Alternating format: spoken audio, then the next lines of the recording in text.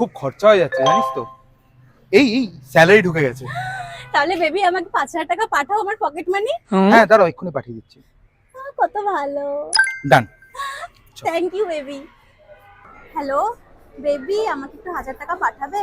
আমি ওই রিয়া, সুস্মিতা, মধুমিতা ওদের সাথে একটু খেতে এসেছিলাম। আচ্ছা দাঁড়াও দিচ্ছি। হ্যাঁ দিচ্ছি। হ্যাঁ ঠিক আছে। হ্যালো তুমি শোনো না, আমাকে একটু 2,000 টাকা পাঠাবে? আমি একটু শপিং করতে এসেছি। হ্যাঁ আবার টাকা লাগবে? আচ্ছা দাঁড়াও পাঠাচ্ছি। হ্যাঁ ঠিক আছে ঠিক আছে।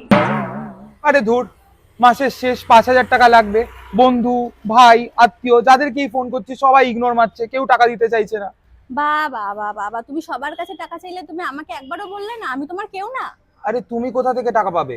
তুমি কি ভাবো তোমার থেকে টাকা নিয়ে আমি সব টাকা উড়িয়ে দিই? আমি সব টাকা অল্প অল্প করে বাচ্চা টাকা সেভিংস করি। দাঁড়াও, দেখো দেখো কোনটা দেখো। ওয়াও, টাকা চলে এসেছে বেবি। কিন্তু বাঁচাতে অ্যাপটা কি? বাচ্চা ট্যাপ হলো একটা সেভিংস অ্যাপ। এখানে তুমি 101 টাকা থেকে সেভিং স্টার্ট করতে পারবে।